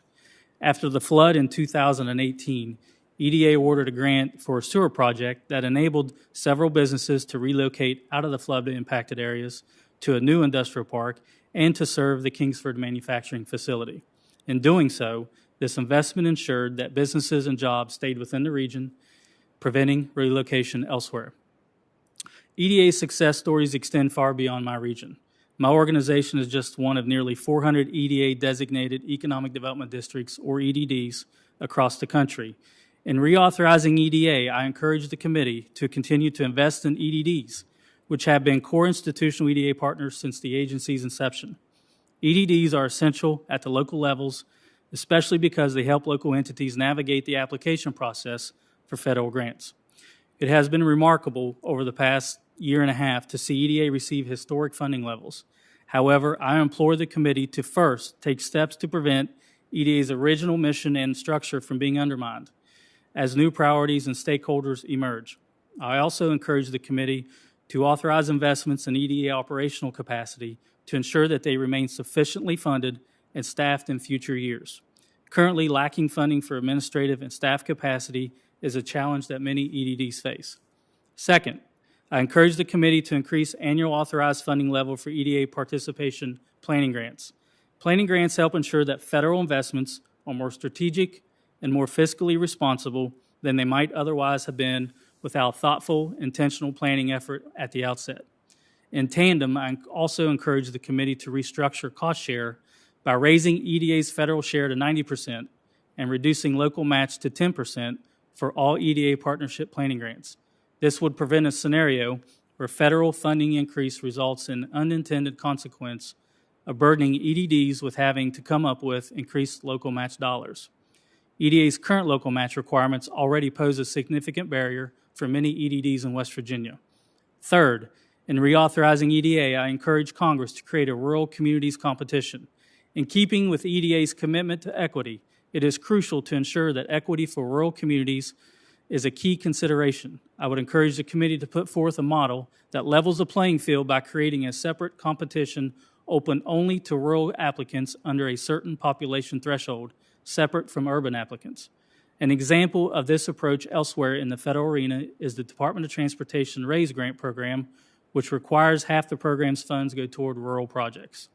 Finally, I recommend that the committee specify that EDA investments into high-speed broadband deployment are an eligible use of EDA funds, placing emphasis on improving sufficient broadband infrastructure in rural communities especially, as proposed in the eBridge legislation that was previously introduced and sponsored by some of the members of this committee. EDA investments have been essential to my region, and I encourage the committee to support reauthorization of the agency in a manner that ensures that communities like mine have a fair chance to compete in the global economy. Thank you, and I appreciate any questions you may have. Thank you, sir. I'm going to ask before I run the vote. I'm going to ask each of our three witnesses. Sitting behind you on the front row, over your left shoulder, is Secretary Castillo. She's been good enough to stay and to listen, and with her staff, as to what you have to say. I'm going to ask each of you to use this opportunity just to mention just one highlight. If you can only say one piece of advice, request, whatever, for the agency that she leads, that you would like her to walk away from here today, her staff, with, in their minds, fully embedded on their to-do list. Michael, anything you have that really stands out, please.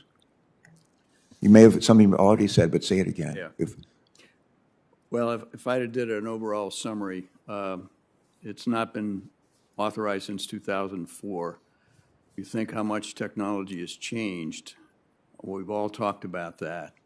I would really recommend that they have to get into the current environment in our economy in this country and where it's going. And I always like that, looking forward, not backward. And that's what we're going to have to do. That would be my takeaway. Good, that's a great one. Okay. Monsieur Lamont. Thank you, Mr. Chairman. I appreciate it. Sorry, it's hard not to laugh. Well, Secretary, I would recommend, first of all, I want to say the gentleman's name is Alex Smith, and he runs the Dakotas, and he does a fabulous job trying to reconcile some of the federal strings with our rural needs. But what I would highlight is rural America is literally leading, in my opinion, the biggest transformation for the country's economy in quite a while with clean energy development. We're seeing that, again, I'll reiterate, through innovation. And if we could look at a bottom-up strategy, Madam Secretary, in terms of program development specific to programs that have the biggest impact on the nation's economy, I think that would definitely help. And rural communities are leading that direction. And so reconciling that difference would be very helpful as far as programs, their impact, both short and long term, as well as the return on investment to the United States. Good, thank you. Mr. Whiter. Yeah, well, thank you. Same question. Same question. Same question. So as an EDD... She's sitting right over your left shoulder. Right. She's listening intently, hanging on every word. As an EDD, obviously, we're intimately involved with a lot of the project development, dealing with the local governments, local communities, and developing these projects, developing strategies. So my main message would be is to continue the relationship that EDDs have with federal EDA and enhance our ability to be able to provide additional services to our communities. That may be by increasing funding opportunities for our partner through the Partnership Planning Grant Program, to allow us to empower our offices to be able to provide the additional services that are being asked of us. Because in rural West Virginia, I mean, our communities rely so much on EDDs.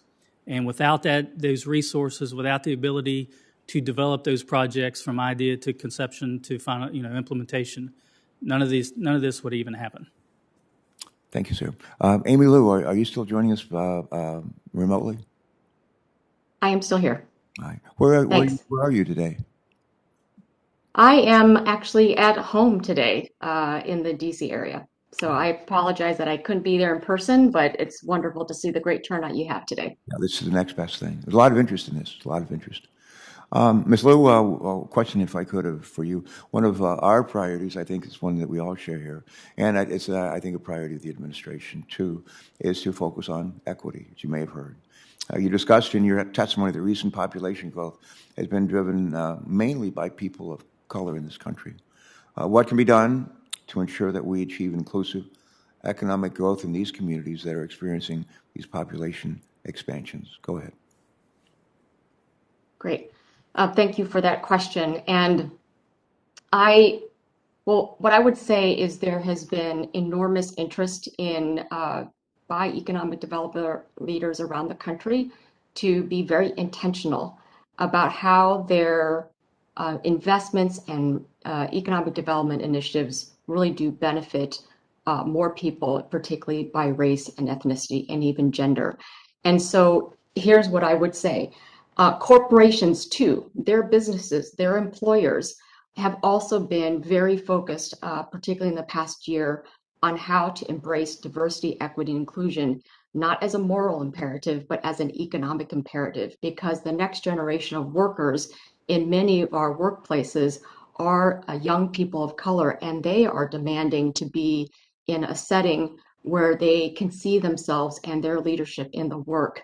And so this focus on equity is an economic competitive proposition and opportunity. And so what that means is a lot of economic development leaders are first being explicit about their goals and in terms of making sure there is increased racial and ethnic, immigrant, and gender representation in entrepreneurship, in the workforce strategies that they are partnering on, in firm ownership, and then maybe the neighborhoods too that they are trying to support. The projects in which, as they think about site locations, are they focusing on neighborhoods that have long been underrepresented? The second is economic development leaders, as I talked about in my remarks, are really trying to partner differently. They're realizing that they need to partner with community organizations, workforce organizations, nonprofits, to meet that objective, community colleges, to reach first-generation workers and supply them in partnership with their employers, apprenticeship programs. And so having the flexibility for these economic development organizations to create those kind of partnerships to reach those goals are really important. Yeah, thanks very much for that response. Senator Capito, thanks very much. Thank you. And I want to thank the witnesses again. I want to start with Mr. Whitehair.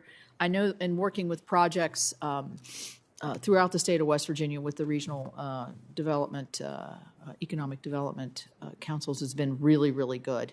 But I also know there's frustration. There's frustration that you can't get awarded. It doesn't meet the criteria. And then I think people get discouraged because they get rejected by EDA. And, can you kind of get into that a little bit and how we could improve that? I mean, you mentioned more capacity so that you could help other people with their applications. Is it, what's the hang up sometimes on these kinds of things? Well, good question, Senator. Thank you for that. I think one of the struggles we have in West Virginia is the local match requirement. A lot of these small rural communities just don't have the resources.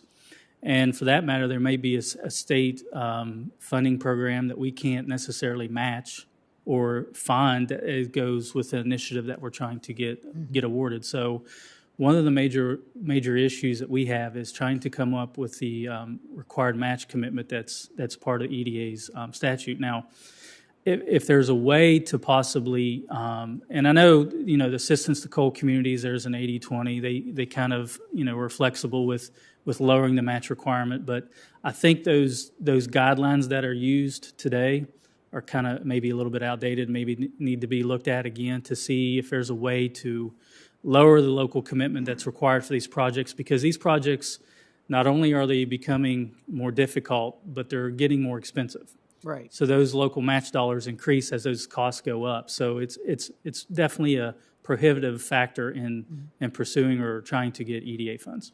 What about the metrics of the project? I think we've been through this too in West Virginia, where one of the reasons that we were maybe not getting as many EDA grants as we would have not just liked, but maybe deserved, is that quantifying the job, not just how many it's going to create, but how many it's going to save.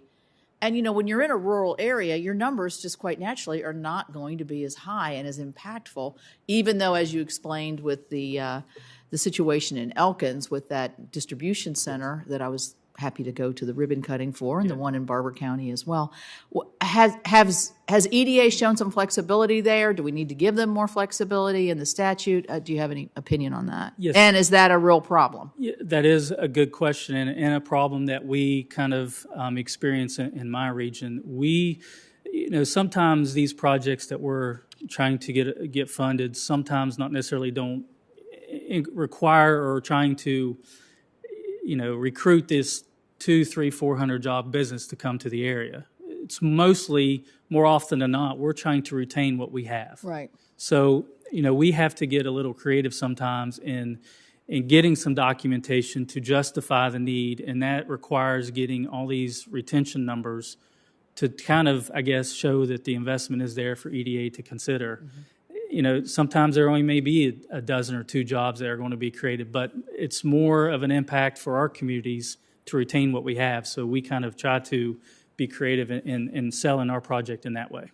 Thank you. I mean, I think as we're looking at reauthorization, I think not only, and I agree with what Mr. Bowman is saying, and you got to look forward into what the jobs of the future are, and also how you can use technology to be much more efficient. We got to remove some of these barriers that are systemic. They've been there for years, and as much as Tracy Rowan and you want to work together, and she's great, by the way. Yep. She's our state representative, to try to overcome these barriers. Sometimes it's just impossible. And then you kind of give up. I don't know. I'd like to give the other two witnesses in the room here, if you have, because you've been through this before, if you've experienced the same kinds of things, Mr. Bowman in Delaware. Yes, I completely agree. There's a lot of issues that get in the way of equity, whether it's rural or urban, underserved communities and so forth.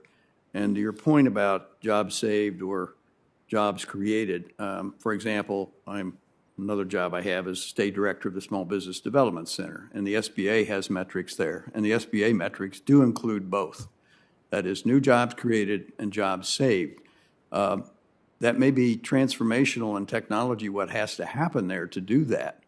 And it's not just the same old thing. It's not about that kind of money. It's about trying to retain an industry that has merit, but has to change or it won't stay anymore. Mm-hmm.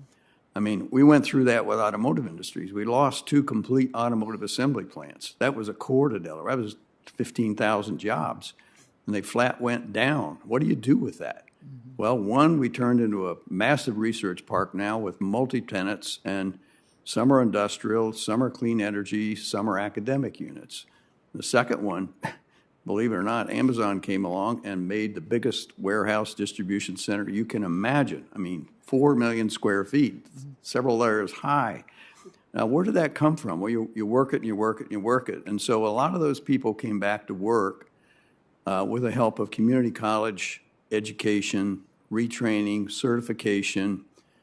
Software is a big problem in Delaware because we're a financial services state. Mm-hmm. Well, there's a program called Zip Code, which is almost all minority. 8th grade's fine. We'll teach you how to do software. J.P. Morgan Chase says, you graduating with a certificate, we'll hire every one of them. And that's what's happened. Mm-hmm. So there are programs like that. They're kind of organic. Some are experimental. Obviously, some don't make it. But you have to try things. Mm-hmm. And I think looking laterally, not just vertically, is kind of the way to do that. If you don't mind, we ask Mr. Layman if you have a comment on that.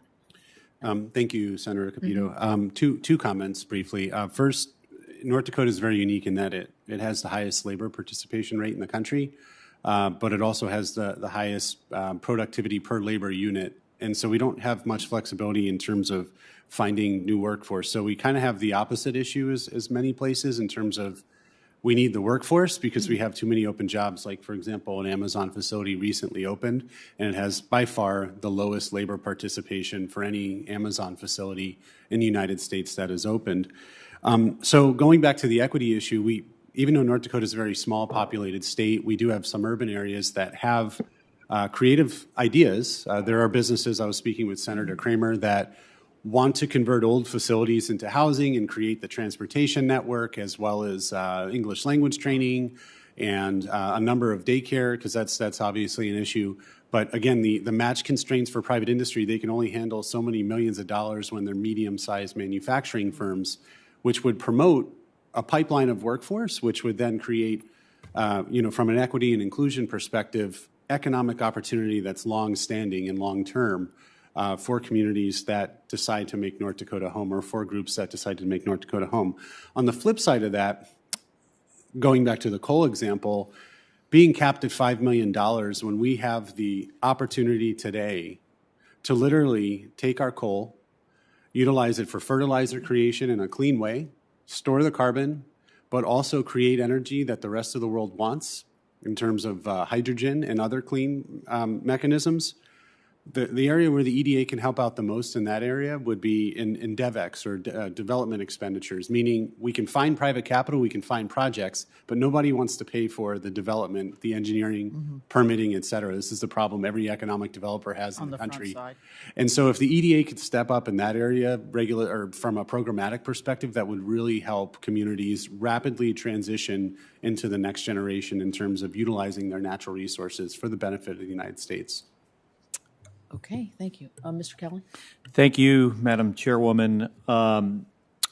Ms. Liu, I believe she's here with us remotely. Thank you for being here. I often hear from mayors and economic development staff in Arizona some of the same concerns that you shared in your testimony. One challenge you mentioned that struck a particular chord is that local communities must wade through an alphabet soup of federal, state, nonprofit, and private funding opportunities, which often proves to be rather overwhelming. Can you expand upon your suggestion of having EDA spearhead interagency coordination for economic development initiatives? Sure. Thank you for that comment. And I also want to say that I've really enjoyed working with some leaders in the Phoenix and Mesa area that have really been trying to pilot a lot of those really complex collaborations to diversify the region away from just simply real estate and consumption towards some much more high innovation, higher wage jobs for local residents. And so I do feel that the local leaders are doing their best to make the transitions you were saying earlier in your remarks today that I think urban and rural communities are trying to make. This is not easy to be done overnight. And I do think that that is one of the reasons why I suggested that EDA ought to be empowered to be the formal lead convener of federal interagency coordination to match what are the complex interdisciplinary strategies that local leaders are trying to undertake to support big economic industrial specializations or diversification. And I think one of our witnesses today talked about the importance of federal interagency coordination, that EDA has the orientation of being place-based, but the work with SBA, the work with Department of Labor, the work with HUD, the work with DOT to make sure infrastructure investments and broadband are in support of multidisciplinary strategies. Those things all need to come together in place. I do think EDA has had a history of doing some of that federal quarterbacking among federal agencies when it comes to clean energy job transitions, manufacturing community, supporting manufacturing communities, and so on. I think this opportunity with reauthorization is to make that a core part of EDA's mission, and perhaps by doing so also maybe elevate the undersecretary position to the assistant secretary position to an undersecretary position to give the role better leverage and visibility among peers in the agencies. All right, well, we'll look into that. It sounds like we would have to do that in the authorization legislation. So, Ms. Liu, you also discussed, federal support for regional economic development, and I'm proud to be an original co-sponsor of the bipartisan Endless Frontiers Act, which creates a regional technology hub program at EDA to provide dedicated resources to help regional partners work together to achieve shared economic development goals, often focusing on a specific industry. And I'm pleased to see that EDA has already adopted this model when allocating their American Rescue Plan grants through the Build Back Better Regional Challenge. While it's still early, what do you see as some of the lessons learned from that regional challenge? And what has worked well as we consider EDA reauthorization legislation in this committee? Are there areas for improvement? Thank you, Senator. And I'm going to reinforce, I think, comments I've heard from my peers on the panel here. I do think whether it is the hubs investments in Endless Frontiers and the Innovation Competitiveness Act, or the $1 billion Build Back Better grants, those programs do represent what I think is the next generation of investments at EDA that ought to be codified in some way. And I know that Senator Carper asked earlier, what's the one big request or ask you have? And this is it, Senator Kelly, is to replicate that. And this is what I mean. Carrots matter. Local leaders respond to carrots. And in this particular case, the size and quality of the dollars do make a difference. And so what we need from EDA is bigger challenge grants over multiple years that activate the right collaborations, the right strategic initiatives, that prioritize workers, industries, perhaps new technologies to make the hard transitions that we've been talking about, and put a region or a community on a true path to economic transformation. That takes sizable investments. I do think that that can be structured so that both urban and rural communities can qualify for them. And I do think that by doing so, we're going to see some very tangible proof points in communities around the country around smart initiatives that transformation and transition is possible, and inspire other regions to do the same and elevate. I think what we all want is results across the country at the scale we need, because we are in a winner-take-most economy. We do need more hubs in the middle of the country that are part of the innovation economy.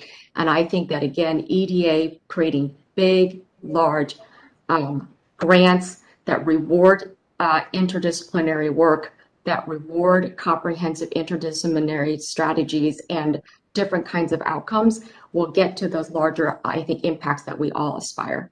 Well, thank you. Thank you for your answer, and thank you, Ms. Liu. Thank you for your testimony, Mr. Chairman. Senator Kramer, I think you're up. Thank you, Mr. Chairman. Kramer at bat. Yeah, it's been quite a sprint back and forth. But you all been great. You really have. And we've been very cohesive, I've noticed, and that's also good. And so you've covered a number of issues, but I want to start.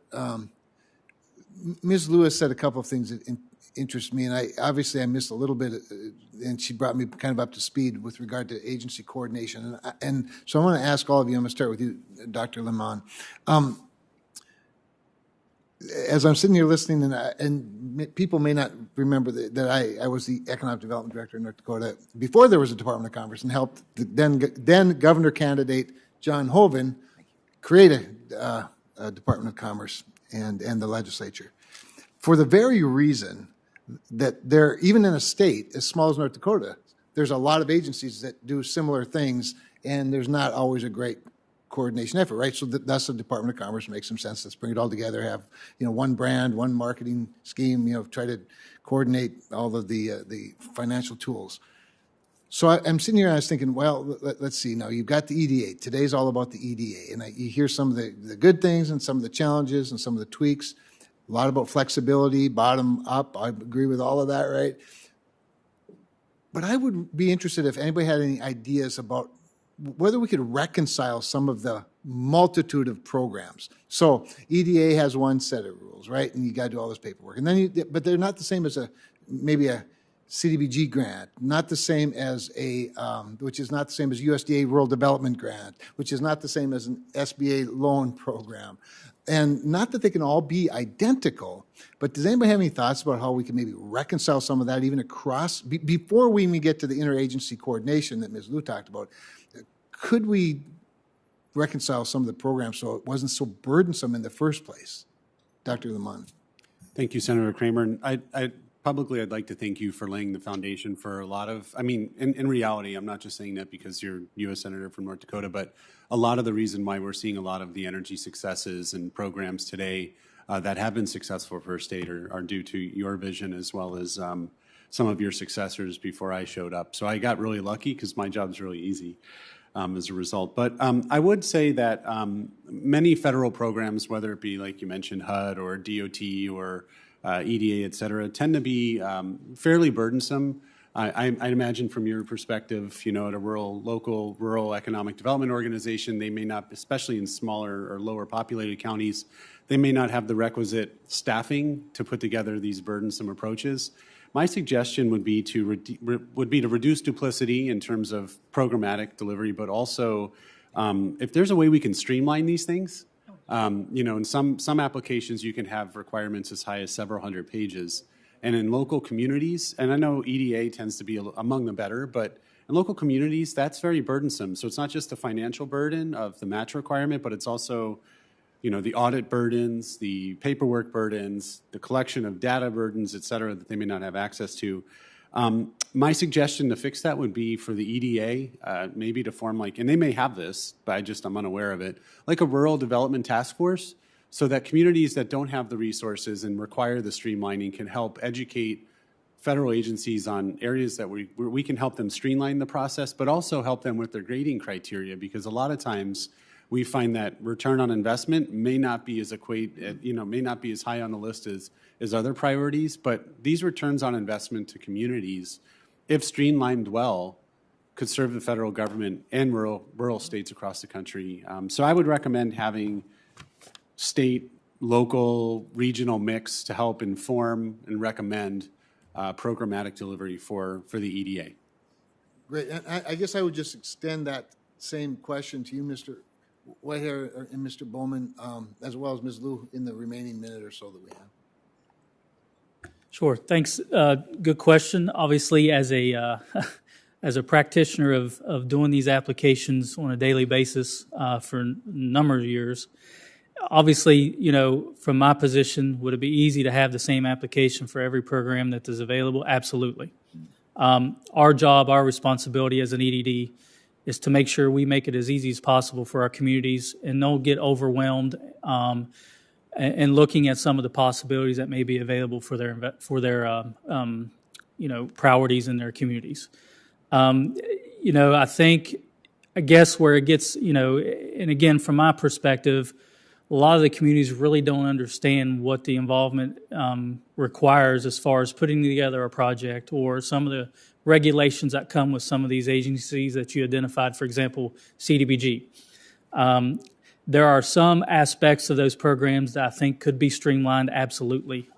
Till this day, I've been 25 years. I don't understand why it's in there. Some of these requirements and regulations that come with these programs does not make sense. Has no bearing on the project specific scope of that project. But I think, definitely it would be nice to have it streamlined a little bit, because it does deter communities from applying to some of these programs. However, on the other side of that, my job is to make it easy as possible for these communities in order to do it and don't get overwhelmed. So, thank you. Anybody else in the remaining seconds I don't have? Mr. Bowman. We usually allot 7 minutes, but our colleague's time has expired.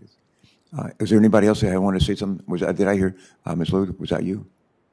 Yes, I just wanted to quickly say that I reinforce the desire that we probably don't need a lot of new programs and instead need to focus on effective implementation.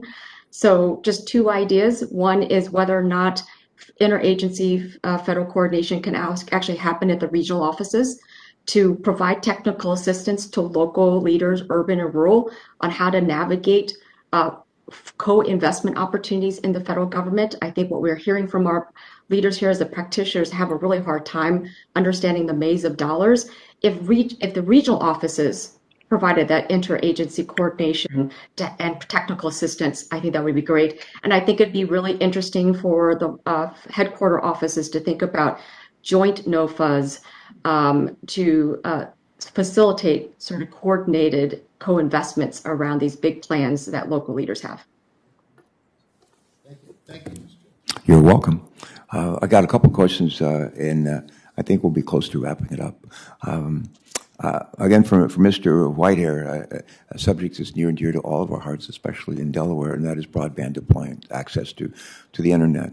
But Mr. Whiter, I believe you discussed the need for broadband and its impact on economic development across a wide swaths of our economy. Almost every aspect of our economy is affected by this. But could you expand on this further and discuss the impact it's having in your state, my native state? Would you quantify the impact that not having access to reliable broadband is affecting communities in West Virginia? Well, good question. Obviously, a topic that is probably a priority in the state of West Virginia for a number of years now since the pandemic, but it is an absolute necessity that we find a way to get high-speed broadband deployed into rural West Virginia. Even in our most populated areas, the service is not reliable enough to do the daily activities that are required in today's world, I should say in today's virtual world. Whether it's schoolwork, education-wise, whether it's running your small business, things of that nature. So it is imperative that we figure out a way to get service not only to our rural areas, underserved and unserved, but get more reliable service to the areas that, quote-unquote, have, say, 25/3 speeds in their communities. So it's been a struggle. To say the least, I guess. We continue to fight and fight the good fight, as they say, and we'll continue to pursue those opportunities that have been made available here recently. So, do you want to expand on that at all? Jump into that. Well, I know that we've worked on a regional in the region that Mr. Whitehair is, and we have worked on a wireless project where we got a reconnect from USDA. But here's the deal. There is a lot of money coming through the pipeline here on this.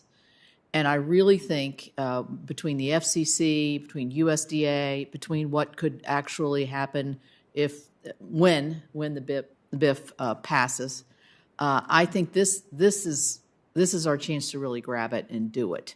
And so you all have to be at the forefront of this. You know where the gaps are. You know, there's a whole debate on where the maps are and who's served and who isn't. We know they're inaccurate. We're not going to get accurate maps, probably in the next year. So I think we've got an opportunity to use your knowledge and other knowledges at our Broadband Council that we have in our state of West Virginia. But it has to be, as we've all said, a coordinated effort from all these different entities and the private sector.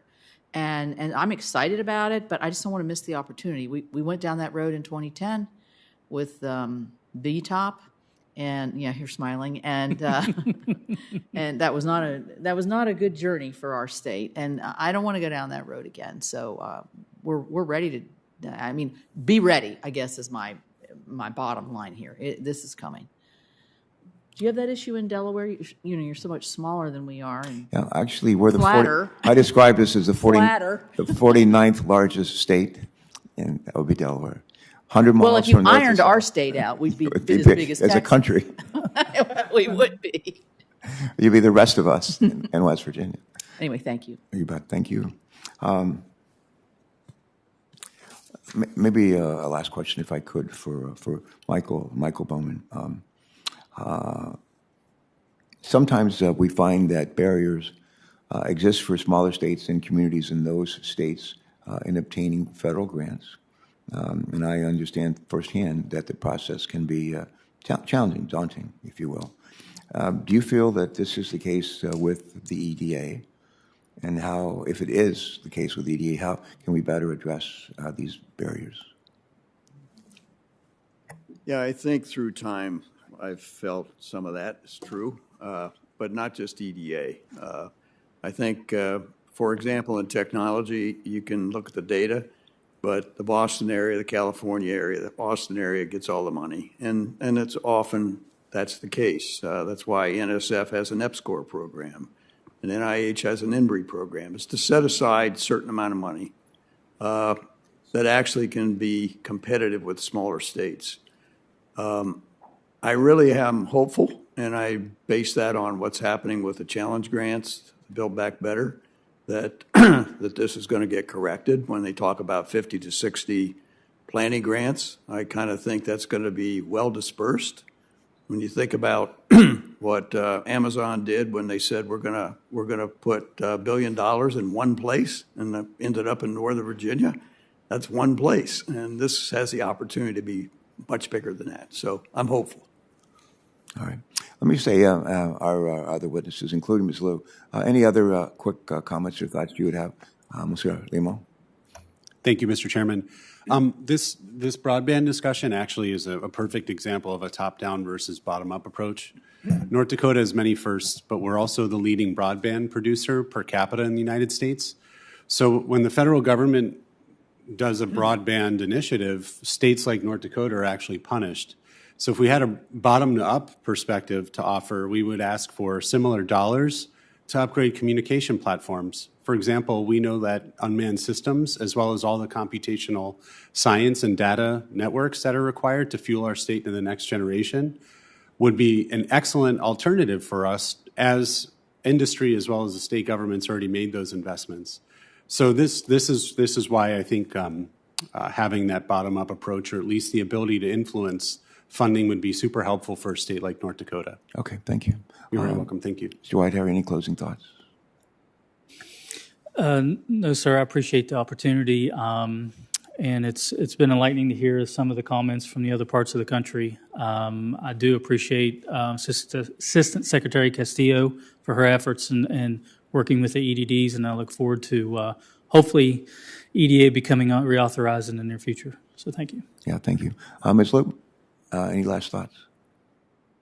I do want to just reinforce something I heard from Senator Cardin, which goes back to this issue of capacity that you're all asking about, is that both urban and rural places are low capacity places. When economic distress strikes mid-sized cities as much as they do rural counties, the Flints, the Garys, the Akrons, the Youngstowns, mid-sized cities in other states.